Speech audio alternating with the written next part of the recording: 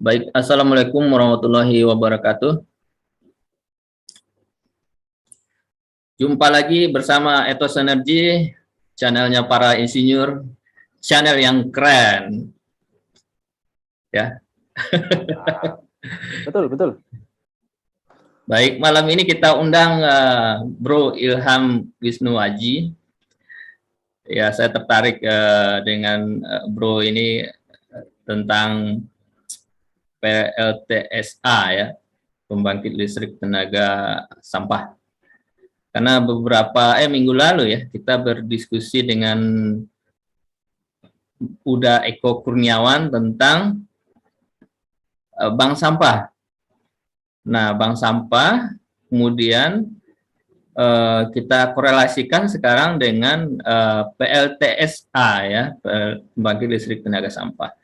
Nah, di bank sampah itu kan ada sampah yang ada yang bernilai, ada yang tidak bernilai. Nah, yang bernilai itu seperti kayak kertas gitu ya, plastik, kemudian ada beberapa material lain yang bernilai. Nah, itu bisa dijadikan sebagai ada nilai ekonomisnya ya gitu ya.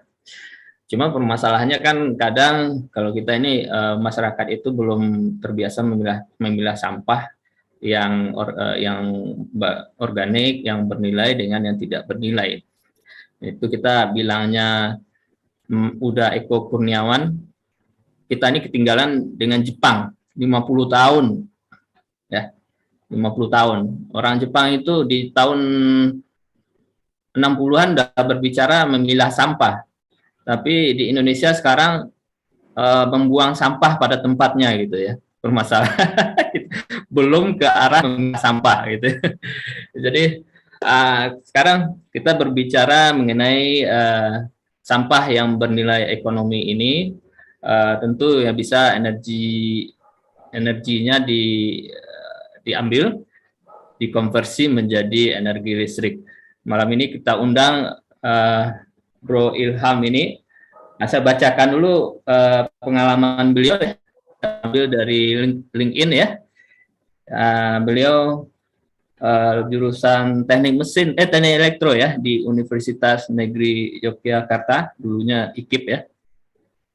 Pengalaman kerja mulai dari refrigerant technician, ya, kemudian electrical engineering di PT PP, kemudian pernah menjadi instruktur di Balai Latihan Pendidikan Teknik, kemudian asisten pengajar di SMKN 2 Yogyakarta, kemudian juga instruktur di Balai Latihan yang sama, kemudian pernah di CP Mitra Sarana Teknika, kemudian di 2019 pernah di Indonesian Marine Indomarine, kemudian sekarang sebagai Electrical Team Leader di PLTSA Merah Putih di Bantar Gebang 1 kali 750 kW.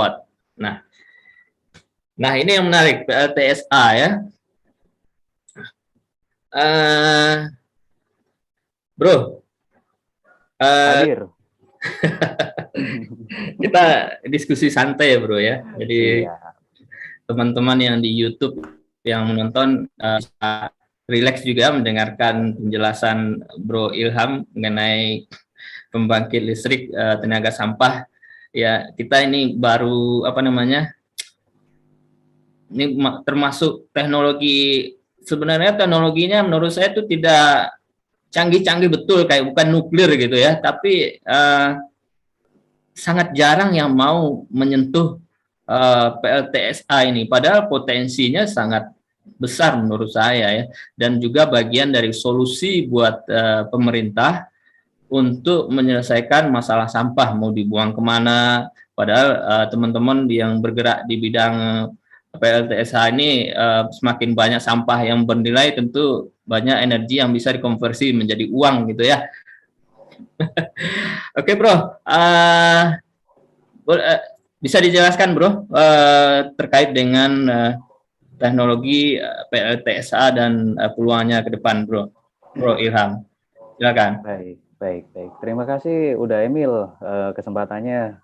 Salam kenal juga untuk rekan-rekan yang ada di YouTube live streaming.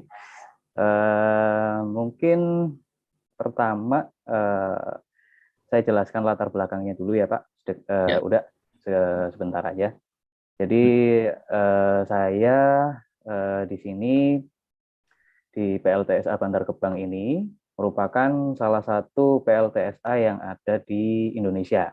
Dari total yang beroperasi saat ini ada kurang lebih 3. Jadi 1 di Surabaya dan 2 ada di Bantar Gebang. Nah, 1 di Surabaya ini teknologinya adalah gasifikasi. Jadi sampah yang ada di landfill, yang ada di tumpukan gunung, itu diambil gasnya, gas metan, yang akan digunakan untuk memutar gas turbin. Oh iya iya. Tuh. Nah, di Bantar Gebang ini ada 2, 1 gasifikasi juga. Nah, yang 1 yang saya tempati saat ini adalah yang teknologinya pembakaran atau insinerasi. Gitu udah. Jadi perbedaan mendasar dari gasifikasi dan insinerator adalah reduksi sampahnya gitu. Jadi kalau gasifikasi itu hanya mengambil gasnya tapi sampahnya tidak dibuang, tidak bisa dimusnahkan. Nah, berbeda dengan yang insinerasi itu nantinya juga akan dimusnahkan sampahnya. Iya iya. Gitu udah sekilas. Iya iya iya. Jadi ada 2 sistem ya PLTSA itu. Yang tadi yang saya tangkap itu ada yang gas metan ya. Gas Betul. metannya diambil, terus dipakai menggunakan gas turbin ya. Gas Betul. metan itu dibakar di gas turbin. Nah, gas turbin itu yang memutar generator. Dan yang satu lagi pakai insinerator seperti boiler gitu ya. Betul. Nah, Betul udah. jadi pakai terus nanti kayak tungku ya, boiler kan kayak tungku ya. Jadi Betul. boiler bisa membuat steam lah ya, mengkonversi energi panas menjadi steam. Steamnya yang mutar turbin ya. Betul sekali. Oke. Itu. Oke. Ya. Mungkin saya tambahin juga. Jadi untuk perkembangan PLTSA itu saat ini dipercepat dengan dibentuknya instruksi presiden. Saya lupa nomornya berapa. Jadi di Indonesia akan ada 12 pionir pembangkit listrik tenaga sampah. Salah satunya tadi di Bantar Gebang, di Bekasi, kemudian Jakarta, kemudian Surabaya, Solo, dan sekitarnya. Gitu. Jadi prospeknya ke depan masih berkembang. Iya. Luar biasa nih, baru 3 unit ya di Bantar Gebang ya. Di Indonesia 3. Iya di Surabaya berapa kapasitasnya di Surabaya? Di Surabaya itu sudah dikomersilkan, kapasitasnya itu yang dijual sekitar 9 megawatt udah. 9 megawatt ya, luar biasa. 9 megawatt udah besar sekali ini nilai komersilnya ya. Betul. Nah, tentu Betul. juga untuk untuk nilai ekonominya tentu juga sangat layak dikembangkan oleh perusahaan-perusahaan swasta itu ya, atau juga pemerintah karena sudah bersifat ekonomis ya. Nah, kalau saya pengen tanya teknologi yang menggunakan insinerator itu ya. Insinerator itu inputnya sampah-sampah seperti apa saja yang bisa disuplai ke dalam boiler, dalam insinerator? Menarik Ya. udah Emil. Karena memang tidak semua sampah ya yang bisa dibakar gitu. Tadi korelasinya dengan yang bank sampah itu mereka memisahkan antara yang memiliki nilai ekonomis dan tidak ekonomis ya. Nah, kalau di insinerator ini yang kita pilih adalah yang tidak memiliki nilai ekonomis. Gitu. Jadi misal plastik botol, kemudian plastik es batu gitu ya. Kemudian juga sampah dari pasar, sampah organik itu semuanya masuk. Tapi Yang kita utamakan adalah sampah plastik dan sampah kertas karena nilai kalornya yang paling tinggi. Nah, bagaimana caranya untuk memilah? Nah, tentunya ini diperlukan plan ya, itu untuk pemilahan sampah. Di situ dipisahkan antara sampah kayu, kemudian batu, kemudian kasur ya Pak Emil ya. Ya, kasur. Kasur itu juga masuk, apalagi ketika banjir itu. Waduh, kiriman kasur dari Jakarta itu banyak. Kasur. Nah, kemudian itu dipisahkan, yang memiliki nilai jual akan dijual kembali oleh teman-teman pemulung ya. Ya. Kemudian yang sisa-sisa ini yang baru kita bakar, gitu. Ya, ya, ya. Termasuk sampah-sampah besi itu nanti akan dipisahkan Pak. Udah ya. Ini saya masih kebawa di kantor ini. Santai aja, pengen aja, ya kan? Iya, iya. Jadi akan dipisahkan. Alatnya namanya magnetic separator. Jadi nanti besi itu akan secara otomatis tertarik dari sampah. Iya, iya. Tuh. Nah, kemudian hasil pilahan itu yang nanti akan dimasukkan ke dalam insinerator atau boiler. Begitu udah. Ya, ya. Ini dari untuk besi gampang ya, kita misahin dengan sampah pakai magnet aja bisa dia ketarik ya, sampah-sampahnya bisa.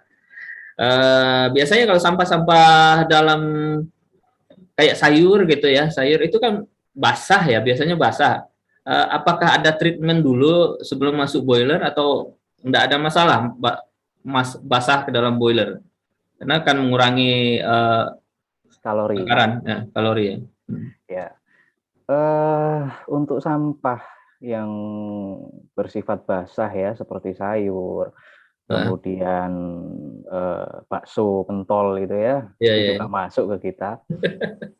Itu kita pisahkan menggunakan mesin itu yang prinsip kerjanya itu mirip dengan spinner mesin cuci. Iya, iya, iya. Jadi sampah masuk itu akan diputar dulu dengan kecepatan tertentu untuk mengurangi kadar airnya. Nah, umumnya sampah-sampah yang bersifat organik itu dia akan terpisah di situ, udah. Iya, iya, iya. Umumnya, tapi memang tidak menutup kemungkinan tetap masuk ke kami, gitu. Iya, iya, iya.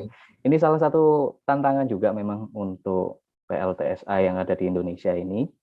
Jadi yang membedakan dengan negara-negara lain, sebetulnya kayak Singapura itu sudah ada. Nah, yang membedakan itu adalah pemilahan sampahnya. Memang kalau contohnya di Jakarta, sebagian besar masyarakat sudah memilah sampahnya. Tapi ketika masuk ke tempat pembuangan, nah ini akan bersatu lagi. Nah, dari bersatu ini kami di sini memisahkan itu juga cukup sulit. Nah, ini yang menjadi tantangan ini udah. Gitu. Iya, iya, iya. Jadi memang challenge ya, tantangan buat PLTSA ya. Untuk perlu banyak manpower ya, Betul. untuk dan harus siap kotor. Siap kotor ya.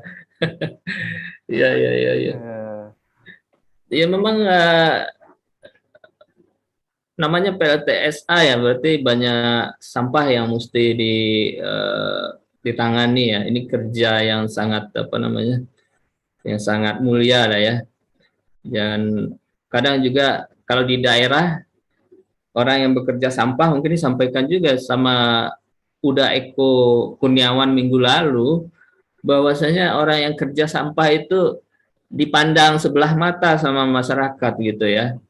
Itu sangat disayangkan sekali. Padahal dengan perannya seorang yang mengelola sampah itu sangat berharga lah ya buat komunitas masyarakat itu. Kalau tidak ada mereka, sampah akan bertebaran, tidak banjir di mana-mana gitu kan. Ya mungkin masyarakat di daerah masih seperti itu, tapi saya yakin kalau di masyarakat di kota sudah lebih advance pemikirannya.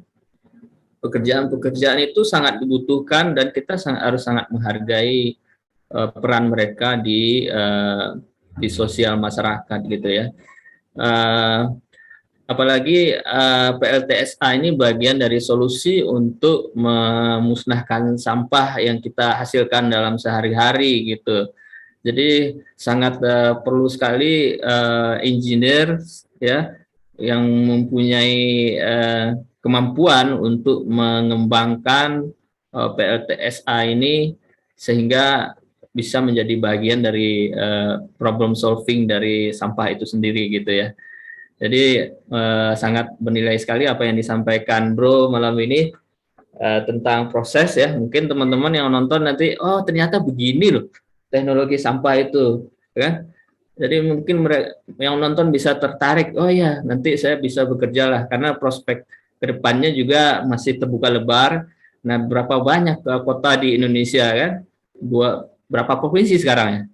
Iya, sekarang 34. 34. Ya, Waktu saya SMA dulu 27 provinsi. iya. Jakarta aja mau bikin 5 ini udah. Hmm. Gitu. Nah, 25 mau 5 sekarang baru 3 ya. Jadi teman-teman engineer yang terbuka peluang untuk berkarya tentunya di PLTSA ini ya. Sangat dibutuhkan. Tentu malam ini siapa yang nonton Ethos Energy nanti bisa di daerahnya diajukan untuk bikin PLTSA gitu. Menarik, menarik. Menarik. Ya kan? Jadi bagian dari solusi untuk sosial masyarakat di daerah masing-masing, solusi lah ya. Kita bisa menghasilkan energi juga, ya kan? Bisa secara ekonomis kita tentu bisa menggaji karyawan juga, ya kan? Lingkungan juga kita lebih bersih ya. Nah, kembali kita ke teknologinya, Bro. Tadi sampah itu yang basah ya, itu diputar pakai dipisahkan airnya menggunakan sistem mekanis lah ya, pakai mekanis lah ya. Ya, Jadi betul. diputar kemudian airnya terlempar keluar ya, sentrifugal lah ya, seperti Betul. sentrifugal. Jadi setelah itu sampah itu pakai conveyor gitu masuk ke boiler atau ada dihancurkan lagi atau gimana prosesnya? Iya, jadi untuk saat ini kami sampah itu eh, akan datang secara ukuran yang aslinya. Jadi Iya belum ya. kita cacah ya, belum kita Mm-hmm. cacah. Kemudian nanti akan diangkat menggunakan crane ya, Hmm. akan diangkat menggunakan crane. Nah mungkin kalau bisa, udah saya mohon izin untuk share PowerPoint Sebentar nih. ya, sebentar Ya. saya ini. Ya, silakan. Oke, saya coba share screen. Oh, yang akun satunya udah. Oh, akun satu lagi ya. Oke. Ya. Ya, Nah, masuk. Oke. Akan coba saya share. Oke. ya sudah kelihatan slide-nya. Ya. Oke. Jadi menjawab tadi ya pertanyaannya udah Emil. Eh, sampah itu bahasanya adalah handlingnya bagaimana sih gitu ya. Ya. Ya. Jadi ini digambarkan oleh truk ini. Ini adalah sampah yang sudah dikondisikan ya, sudah ditreatment. Ya. Nah, sampah yang sudah ditreatment ini kemudian nanti masuk ke dalam bunker atau di sini bahasanya pit. Nah, Hmm, di sini sampah didiamkan kembali kurang lebih selama 3 sampai 7 hari untuk ya. mengurangi kadar air ya. Hmm. Jadi air itu nanti akan turun sehingga kalorinya nanti naik, harapannya seperti itu. Ya, ya, ya. Nah, kemudian sampah ini nanti akan ditarik ya, akan diangkat menggunakan crane. Ya. Nah, dari crane ini nanti kemudian sampah masuk ke dalam stoker. Seperti itu udah. Mungkin ada pertanyaan dulu udah. Ya, ya, ini ya berarti area pitnya itu ditutup ya di atasnya, ada atapnya berarti ya. Betul udah. Ini adalah area yang sifatnya ceiling. Jadi Uh, diharapkan bau juga tidak keluar gitu. hmm. Ada berarti di sini baunya itu ada keluar gas metana gitu yang bisa dimanfaatkan lagi atau dibuang saja gitu. Baik, kebetulan karena ini adalah plan yang insinerasi ya udah. Heeh. Di sini kami hanya membakar saja. Nah ini gas-gas Oh. yang muncul ini kita abaikan, tapi ini kita Mm-mm. gunakan untuk eh, supply ke FD-Fan udah. Oh, iya iya iya iya iya. FD-Fan. Nah, Oh iya iya, FD-Fan nanti kan dia udaranya tuh dipakai buat masuk ke boiler kan ya? betul betul. Hmm. Nanti untuk menambah apa namanya oksigen ya, itu Oh. include dengan metananya. Jadi Oh ketika iya gas iya iya, luar masuk ke biasa. dalam, Berarti nggak terbuang gitu ya? ya ya, ketika Iya gas iya. masuk ke dalam nanti juga akan membantu untuk proses pembakaran. Iya iya iya. Hmm. Itu udah. Secara garis besar sih semua hampir sama dengan pembangkit listrik tenaga uap ya. Mhm. Hanya saja memang di sini diperlukan spesialisasi pada equipment-equipment yang ada di sini udah Iya gitu. iya iya. Jadi material-material yang digunakan juga khusus ya, karena mengingat eh, gas hasil pembakaran ini bersifat asam. Jadi sangat sering sekali peralatan-peralatan kami itu kayak instrumen ya, kemudian pipa itu juga korosi gitu karena Mhm. asam dari gas Iya iya. pembakaran. Iya iya. Mhm. Hmm. Nah, mungkin untuk rekan-rekan yang join via online ya, sampah dibakar. Nah, mungkin yang akan jadi pertanyaan adalah polusinya ya, karena Iya. kita tahu sendiri bahwa sampah itu oleh pemerintah tidak boleh untuk dibakar Mhm. karena gas atau asapnya itu nanti ditakutkan bersifat karsinogen gitu ya. Iya. Mhm. Nah, untuk pembangkit saya rasa mau PLTU, PLTSA semuanya untuk sistem kontrol lingkungannya itu sudah dipastikan wajib mengikuti baku mutu yang ditentukan oleh pemerintah. Jadi meskipun Betul. bahan bakar kita sampah, kita juga memastikan bahwa sisa gas buang itu tidak berbahaya untuk masyarakat atau warga sekitar. Begitu, udah Emil. Iya iya iya. Mhm. Jadi pembakaran di dalam boiler itu dia karena sampah yang kita bakar dia bersifat asam. Jadi kalau yang saya tangkap tadi untuk materialnya perlu spesial ya, tidak bisa material yang gampang terkorosi oleh asid gitu ya. Betul, betul. Mhm. Kalau di ini kan ada cubing-cubing boiler ya, Pak Hmm. Bro Ilham ya. Ini ada di hoppernya itu kan ada as ya. Apa itu? As, Ini, ada bottom as di ya, mm, mm. Ya itu dibuang tidak bisa dimanfaatkan atau di apain tuh material bottom asnya itu bisa nah, dimanfaatkan ya. ya, ya, Oh ya. bisa untuk Ini pupuk juga ya, pupuk metal agregat. Wah, betul. wah ini. Betul, betul. Jadi tadi saya sempat kelupaan ya Pak untuk hasil sampingnya itu apa sih gitu. Ya ya ya. Selain mereduksi sampah, kita menghasilkan listrik. Mm-mm. Nah, abu-abu hasil pembakaran ini bisa kita manfaatkan kembali sebagai yang paling umum itu adalah paving block. Udah Emil. Oh, paving block ya. Wah ini. Ya, paving block, batako. Jadi kami kalau mau ekspansi bangunan, kami nggak perlu repot-repot cari materialnya. Tinggal ambil aja. Iya iya iya. Tuh. Mm-mm. Kemudian juga bisa sebagai utamanya sih sebagai penutup landfill, pembuangan landfill udah Hmm. gitu. Jadi seperti yang kita tahu, kalau sampah hanya ditumpuk saja, itu nanti bisa ke bawah angin sampahnya. Nah, biasanya pemerintah itu solusinya adalah ditumpuk dengan tanah.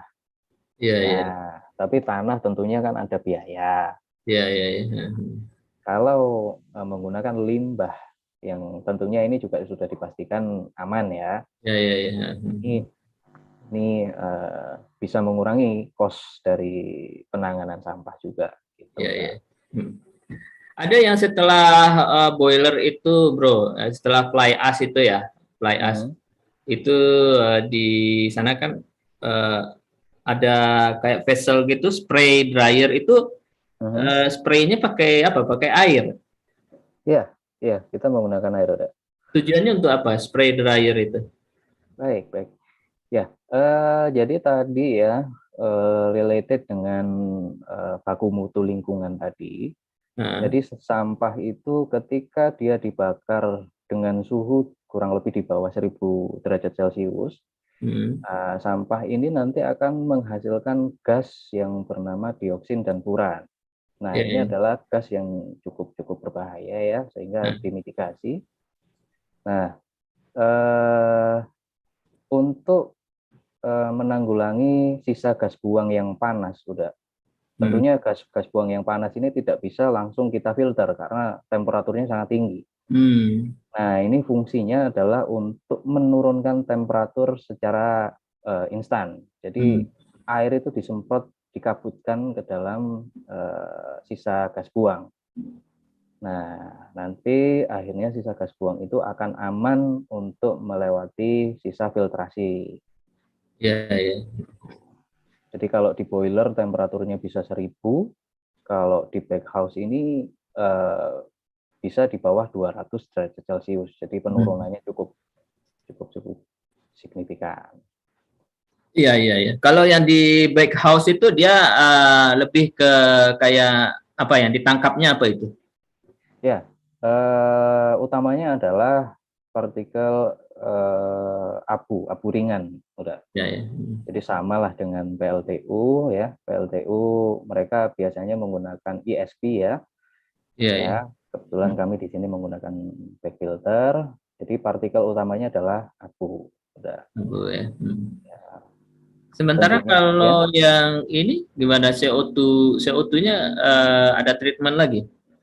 Iya, ya. Jadi selain kami filtrasi, gas ini juga kami berikan chemical.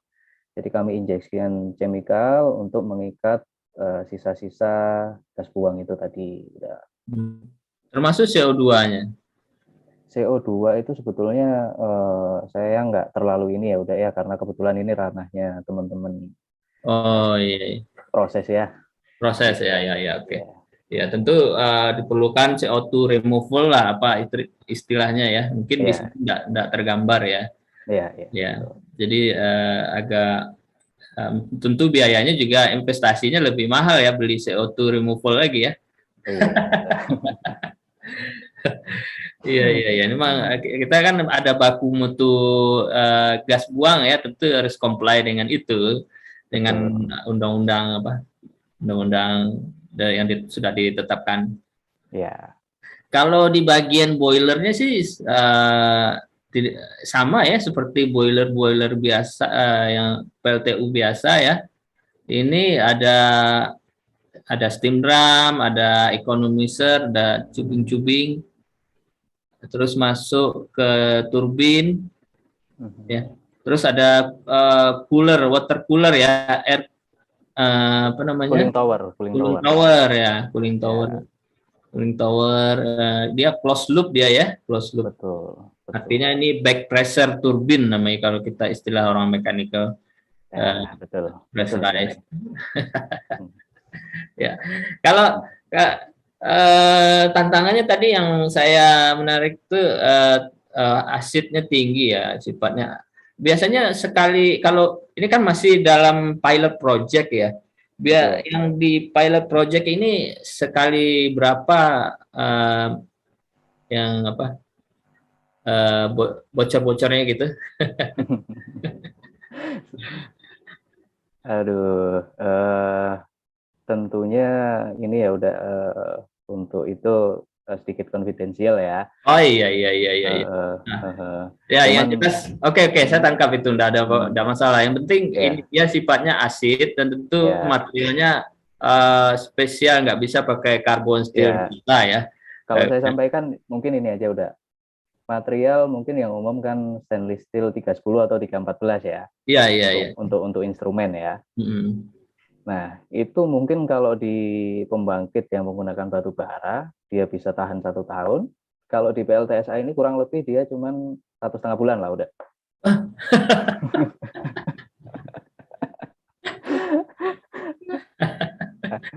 Apalagi temperaturnya tinggi ya, temperatur tinggi, kemudian sifatnya asid, wah cepat ke ininya. Betul. Dan jangan Mm-mm. lupa ada tambahan abrasif juga udah. Ya abrasif ya, Iya. abrasif ya.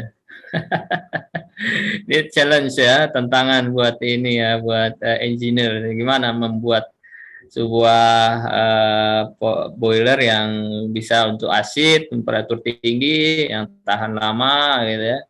Ya. Ya saya paham kondisinya seperti itu, karena saya juga pernah mengerjakan boiler ya.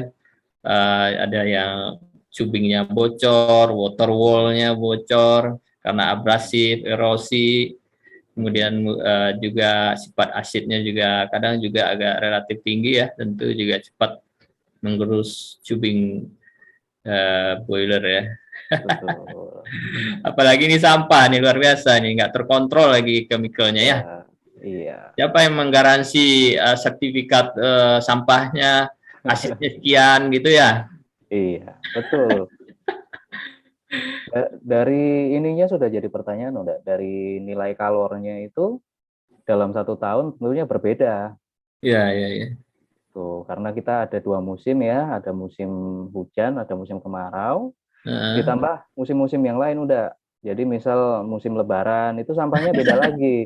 Iya, iya, iya. Musim Imlek, nah itu banyak sampah jeruk di kami. Iya, iya, iya. Ya, nah ini tadi ya yang percepatan kota-kotanya itu udah. Iya, iya, iya. Iya, Mhm. banyak musimnya ya di sana ya. Kalau di PLTU biasanya musim hujan aja yang dikhawatirkan. Musim hujan batu baranya basah ya, itu menurunkan kalorinya. Tapi Iya. kalau di PLTU tuh biasanya eh, pembangkit itu punya shelter, dibikin shelter yang besar gitu kan untuk nampung batu Mhm. bara kering, baru Aha. masuk ke uh, pulverizer gitu ya. Kalau Betul. di sampah ini mungkin kalau bisa dibikin shelter juga ya, shelter artinya tertutup ya, tumpuk sampah Iya, ditutup, air nggak boleh masuk gitu kan, iya, tapi itu betul. balik ke keekonomiannya gitu ya. Betul, betul. Karena memang PLTSA ini tujuannya nanti akan dibangun di tengah kota udah. Jadi berbeda dengan pembangkit yang lain ya. Misal PLTU itu kan umumnya ada di pesisir. Uh-huh. Nah, kalau PLTSA ini benchmarknya akan dibangun di kota. Jadi termasuk tadi pengkondisian sampah itu juga menjadi tantangan karena butuh space yang cukup luas gitu. Iya Tingkat iya iya iya. tanah juga kalau di kota ya ya seperti itulah udah. Mhm. Jadi ini untuk material di cubing itu spesial, dia harus yang tahan korosi seperti ya let's say 316 atau 304 lah ya kan, SS ya. Yang Ya, di tentu di sistem elektrikalnya juga ini ya spesial ya karena tingkat keasamannya juga relatif tinggi ya, Bro. betul, betul udah, betul. Lingkungan di sana kan bau artinya itu H2S-nya tinggi, itu akan cepat menggerogoti si apa namanya tembaga ya. Betul, betul. Betul udah. Iya, memang itu tadi yang jadi masalah tingkat asamnya itu. Eh, Kami juga sebetulnya agak keteteran juga ya udah ya untuk Iya mencari solusinya gitu. iya iya iya. Iya. Oke, Iya. lanjut Bro. Siap. Oke. Eh, jadi mungkin ini ya udah ya. Tadi kan related dengan pembangunan besar-besaran ya Mm-mm. PLTSA. tentu mungkin untuk teman-teman yang baru lulus fresh grade ini penasaran ini. Kira-kira lulusan apa sih yang bisa bergabung gitu kan, ya udah ya. Iya, iya, iya. Ya. Jadi saya rasa sih hampir sama dengan pembangkit pada umumnya ya.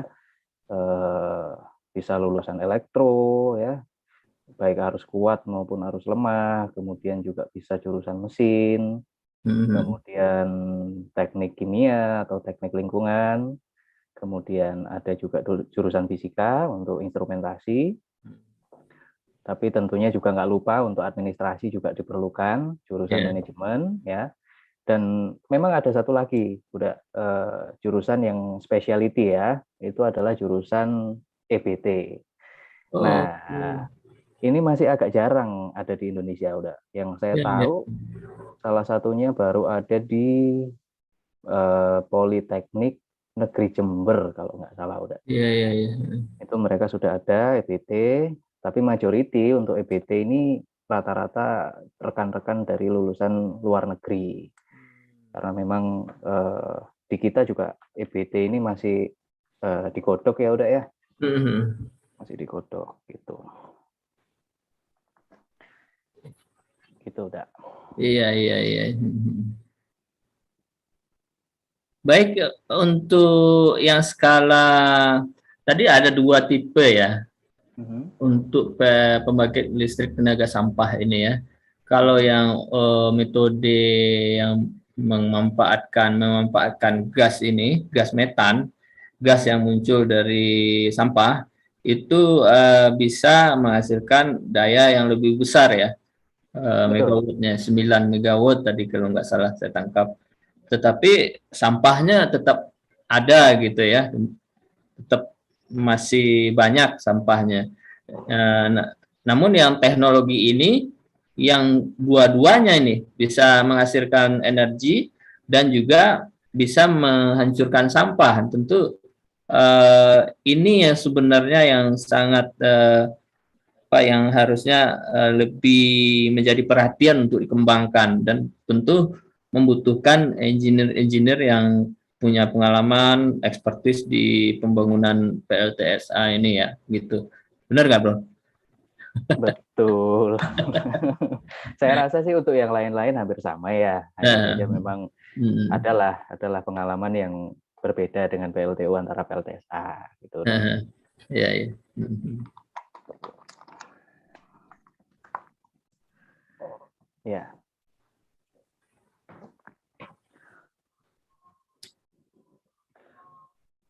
Sebetulnya untuk nilai kilowatt ini ya udah ya, Nah, nilai pembangkitan untuk yang tipe insinerator ini sebetulnya tempat kami ya PLTSA Merah Putih itu hingga 2 watt hingga 2 megawatt pun masih mampu sebetulnya. hmm, Hanya saja yang kita pertimbangkan adalah tentu biaya untuk pembangunan ya pada awalnya. Untuk generator yang 2 mega dengan under 1 mega tentu pastinya berbeda harganya ya. ya benar. Kemudian juga kita juga berusaha untuk memenuhi energi itu juga cukup sulit karena dari tingkat apa namanya sampah yang tidak sama kualitasnya ini salah satu yang jadi challenge juga ini itu. Jadi mungkin kalau kita melihat pembangkit yang lain untuk runtime dari turbin itu bisa 1 tahun atau minimal 3/4 tahun ya udah ya untuk Hmm, running. hmm, Kita di sini dalam 1 bulan itu pasti ada beberapa kali trip. Nah, hmm. masalahnya ini ya utamanya di sampahnya ini udah. Oh, ya, ya, Oh, ya. jadi ketika sampah sulit untuk terbakar, ya konsekuensinya adalah steam temperatur yang turun. Nah, ini Ya, mau ya. nggak mau kita kita matikan turbinnya gitu. Nggak di-combine, Bro, dengan gas, maksudnya di-combine itu maksudnya di-combine dengan fuel yang lain, misalnya kayak solar atau dengan gas gitu boilernya. Ya, kalau untuk combine sebetulnya eh, itu kita gunakan udah. Jadi tentunya untuk pembakaran awal itu kita menggunakan solar ya untuk bahan bakar burner ya. Itu kita combine, tapi untuk targetnya adalah kita tidak menggunakan bahan bakar lain sama sekali. Iya, iya, iya.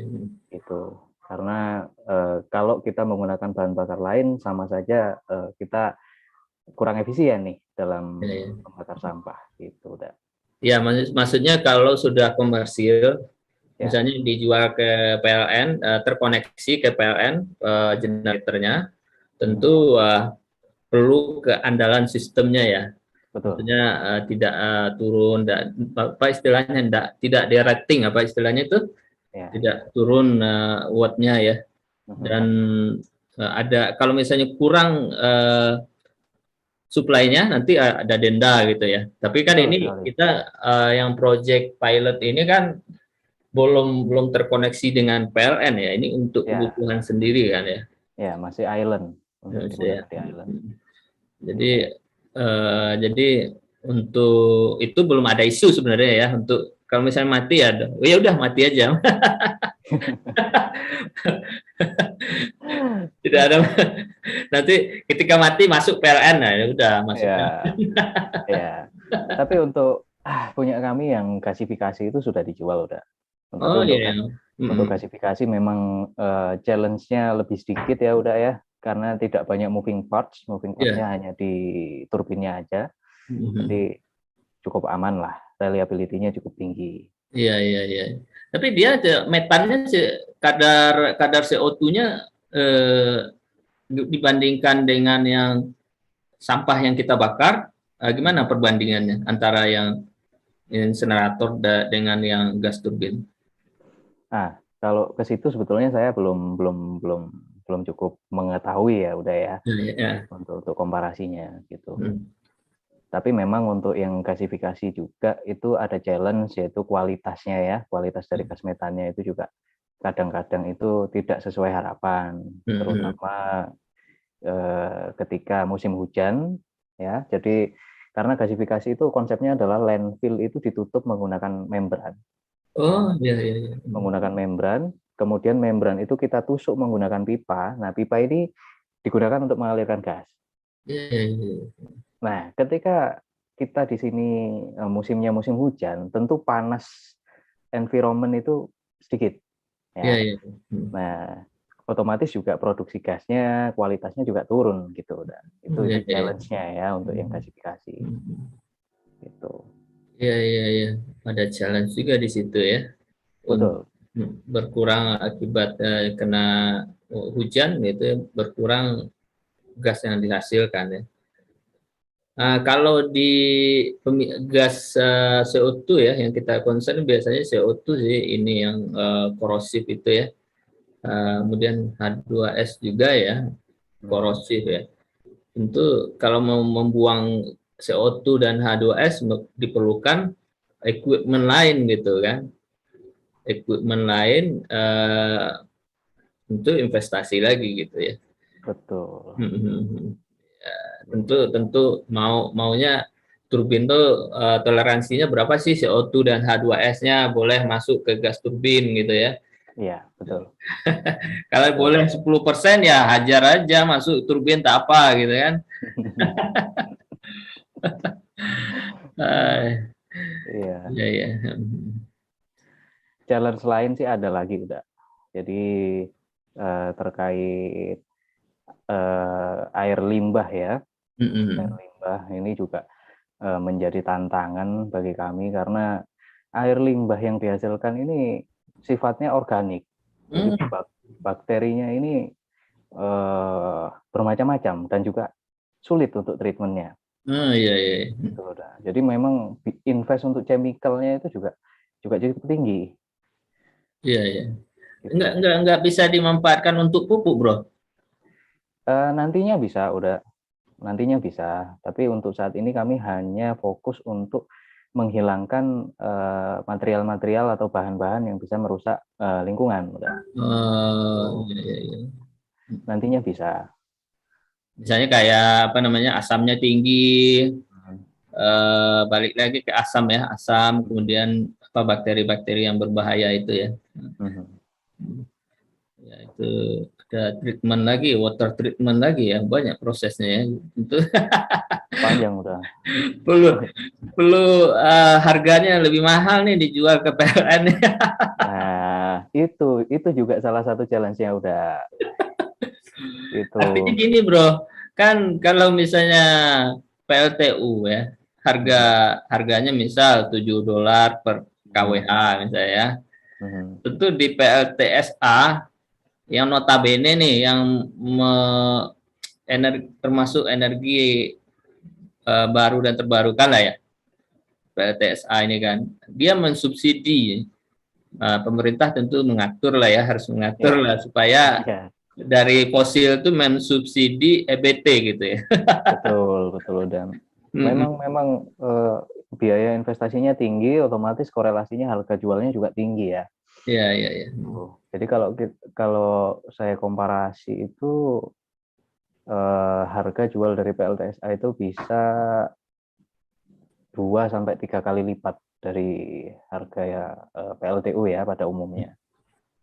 Iya, iya, Itu iya. Tapi saya rasa untuk kedepannya udah kita kan juga sudah banyak mengimplementasikan teknologi photovoltaic ya, Mm-mm. photovoltaic atau photocell. Itu dulunya juga sangat-sangat mahal, dari Mm-mm. baterainya, dari inverternya. Nah, Semakin ke sini juga semakin ekonomis. Jadi saya rasa perkembangan kedepannya juga cukup bagus lah iya, gitu. iya, iya. Mm-mm. Ini sangat challenging ini kalau equipmentnya, kalau saya melihat dari paparan bro tadi, wah ini sangat banyak butuh equipment nih ya. Ya, Ya. tadi mulai dari sampahnya ya, sampahnya dipakai tracking ya, masuk ke pit Mhm. tadi, terus Mhm. pakai kren angkatnya, terus dari pit Mhm. itu pasti ada limbah keluar ya, limbah air limbah Ya, ya. Air betul. limbah yang keluar ini harus punya equipment namanya water treatment ya. Ya. Water treatment, tentu water treatmentnya untuk membuang bakteri, untuk menetralisir pH, apa Mhm. dan teman-teman ya TDS Ya. ya, Ya. apa ya ada parameter baku lingkungannya lah ya. Ya. Itu tentu perlu banyak equipment ya Betul, untuk betul. mentreatment limbah itu. Dan juga tadi yang saya tangkap juga dia sifatnya sampah ini ada CO2 dan H2S ya di gas buangnya. Tentu perlu juga equipment untuk membuang limbah CO2 dan H2S-nya itu. Perlu equipment juga gitu. Padahal Mhm. di pilot project ini 750 kW Ya. untuk ukuran segitu. Terus kita buat tambahan equipment yang advance tadi, CO2 Mhm. removal, H2S treatment, kemudian water treatment. Wah, itu sangat mahal jadinya dibandingkan Kosnya PLTU. nggak masuk. Kalau PLTU cuma batu bara masuk ya kan, terus air limbahnya mungkin bisa dibilang sedikit lah. Paling limbah air hujan yang kena batu bara, kemudian Ya. chemical sedikit yang tumpah mungkin ya. Mhm. Ya, tidak terlalu banyak gitu ya untuk water treatmentnya. Ya. Untuk beberapa plan PLTSA yang lain udah itu juga air ya untuk bahan bakar sorry untuk bahan raw air itu juga Hmm. beli gitu udah. Hmm. Karena tentu akan menjadi masalah ketika kita di kota kita menggunakan air bawah tanah. Iya, iya, Nah, iya, iya, iya.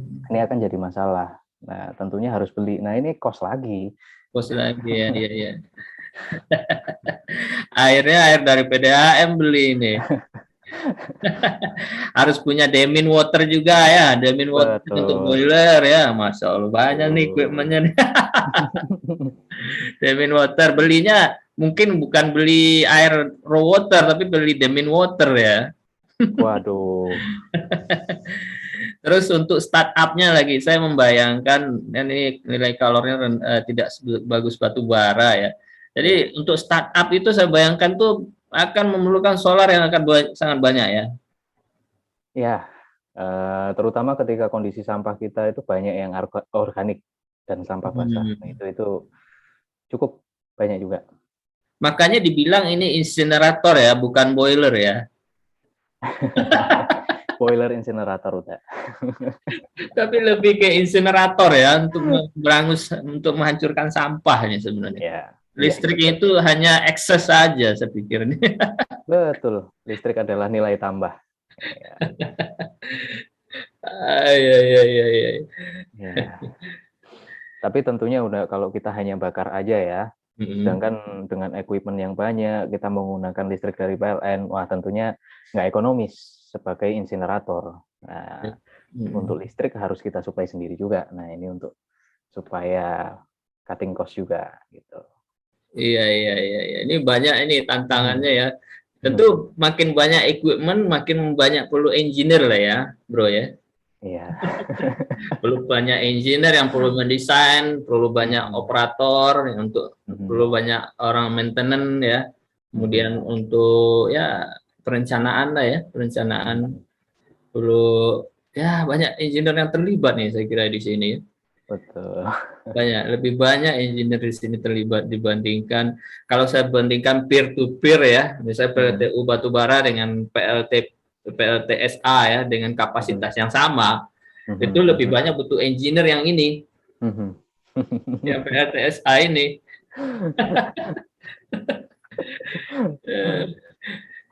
Iya, iya, iya.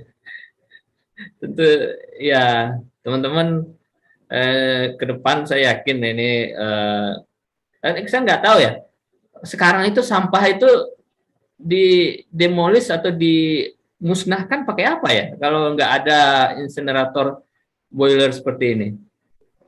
Kalau saat ini, kalau sampahnya bersifat anorganik ya udah ya, misal seperti plastik, itu belum bisa, hanya ditumpuk saja, ditumpuk di sebuah daerah gitu aja. Udah. Nah, kecuali untuk sampah-sampah yang organik ya, itu banyak dimanfaatkan sebagai kompos. Udah. Itu. Iya, iya. Itu. Tadi sampahnya, maksudnya tadi yang bisa masuk boiler, kayak plastik botol botol minuman, nggak bisa ya? Bisa, bisa udah. Oh, bisa ya? Bisa, iya. Cuman kita jarang sih untuk dapat plastik botol karena kan majority itu masih punya nilai jual ya udah ya. Oh iya, iya, iya. Ya, ya. Tadi umumnya sampah-sampah misal seperti bungkus deterjen, sikat gigi ya. Kemudian ya yang lain-lain itulah udah yang kiranya tidak memiliki nilai. Ah, iya, iya. Baik, baik. Ini nggak terasa kita udah 1 jam ngobrol nih, bro. Saya rasa masih bentar loh udah ini. Ini baru kulitnya aja ini udah. Baru kulitnya ini. Tapi kalau mau lebih dalam tentu harus terjun ke sama bro nih di lapangan nih. Boleh, boleh. Iya, iya, iya, iya.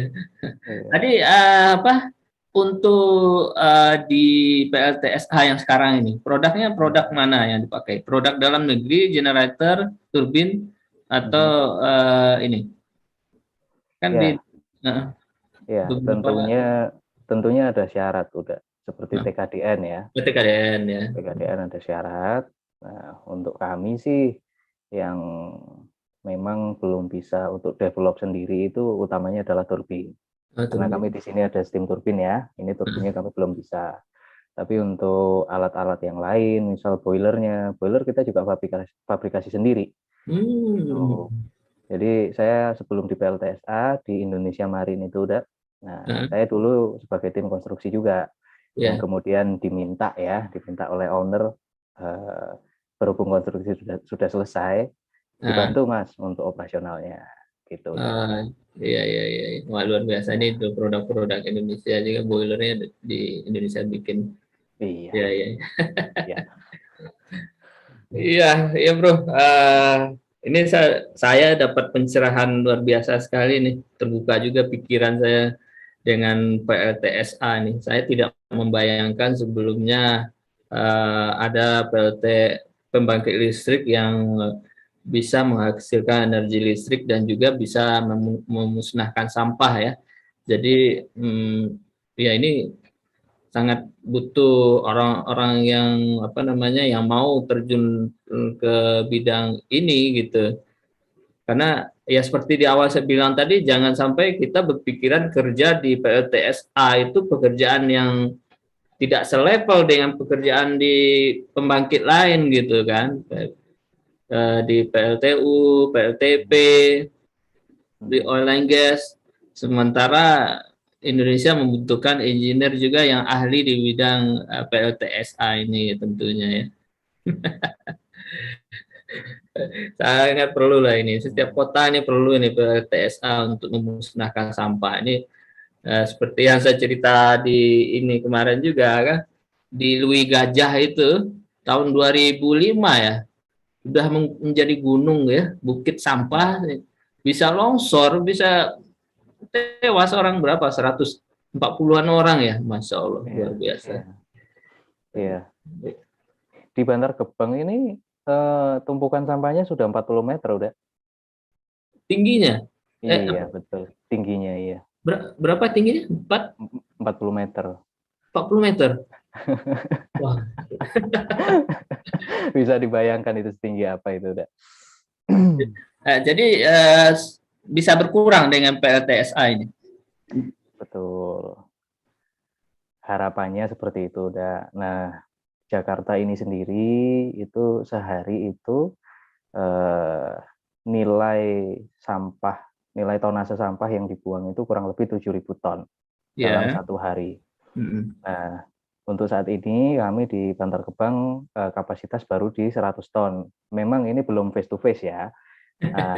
Karena memang harapannya nanti dari PLTSA Bantar Gebang ini akan menjadi pionir dari PLTSA yang sejumlah 5 yang ada di dalam kota Jakarta. Nah, nanti masing-masing ada yang 2.000 ton. Nah, nanti harapannya sudah tidak dibuang lagi. Iya. Mantap, Bro. Makasih, Bro. Ini biar terbuka pikiran teman-teman engineer semua ini. Jangan melirik oil and gas terus lah. Ini lirik juga nih permasalahan lingkungan kita ini buat anak cucu, buat Iya, supaya nggak jauh-jauh udah. Kalau PLTU kan di pesisir ya, jauh dari kota. Kita di kota-kota aja. Iya, sampah kan banyak di kota ya. Kalau di daerah masyarakat tuh masa bodoh, buang aja ke sungai. Ya. Habit yang tidak bagus. Dan masyarakatnya juga sedikit, Bro. Iya. Jadi sampah itu relatif tidak sebanyak di kota lah ya. Kalau di daerah, kalau bisa kita bungkus nasi itu pakai daun saja gitu kan. Karena masih banyak. Kalau masih banyak kan. Tapi sekarang saya melihat sedikit-sedikit belanja plastik, sedikit-sedikit belanja pakai plastik terus. Ini ya itu menjadi permasalahan ya, tentu. Oke, Bro. Dan cukup saya kira kita ngomong mengenai PLTSA ini luar biasa sekali topiknya. Walaupun slide-nya cuma 3 ditampilkan, tapi itu sangat luar biasa. Penjelasan dari Bro Ilham sangat bermanfaat buat kita semua ya. Biar terbuka nih teman-teman engineer nih. Kalau ada yang fresh graduate yang masih bingung-bingung nih, saya mau kerja di kota saja gitu. Di kota ada PLTSA nih kan. Tidak jauh-jauh dari orang tua misalnya kan. Tapi bisa ini berkembang di PLTSA ini. Luar biasa gitu. Gimana, Bro? Ada untuk closing? Ada yang mau disampaikan buat teman-teman baik yang young engineers maupun yang lagi kuliah ataupun yang profesional? Ya mungkin pertama saya ucapkan terima kasih ya udah diberikan kesempatan untuk bisa sharing di sini. Ya meskipun saya juga bukan expert banget ya, saya hanya pelaksana aja. Tapi alhamdulillah diberikan kesempatan. Ya mungkin memang menurut saya PLTSA ini perlu untuk dilirik juga, udah. Selain industri yang sudah konsis seperti oil and gas ya, perlu dilirik juga karena bagaimanapun juga sampah itu akan menjadi penyakit bagi masyarakat. Jadi perlu solusi untuk menyelesaikan masalah sampah ini. Nah, berhubung juga di Indonesia ini juga masih terbatas, tentunya juga bantuan dari rekan-rekan engineer itu sangat-sangat diperlukan. Terutama yang berpengalaman di PLTU, saya rasa asamnya juga sama ya. hanya memang treatmentnya mungkin yang sedikit berbeda, jadi memang perlulah menurut saya untuk dikembangkan. Iya, iya. Dan juga nanti harapannya kan untuk bisa dikomersilkan juga. Iya, iya. Ya, mungkin itu. Ya, udah. Baik, terima kasih Bro atas Ya. waktu dan pemikirannya sudah di-share bersama Ethos Energy yang menjadi fasilitator untuk engineer-engineer semua di seluruh Indonesia. Semoga apa yang disampaikan Bro Ilham Wisnu Aji bermanfaat buat teman-teman semua. Dan jangan lupa stay tune bersama Ethos Energy Continuous Learning, sebab kita akan mengundang para expert yang lain seperti Bro Ilham Wisnu Aji ini agar bisa men-share pengetahuan ilmu praktis di industri bersama kita. Baik, kita tutup acara kita dengan salam Ethos Energy. Semoga bermanfaat buat teman-teman semua. Assalamualaikum warahmatullahi wabarakatuh. Waalaikumsalam warahmatullahi wabarakatuh.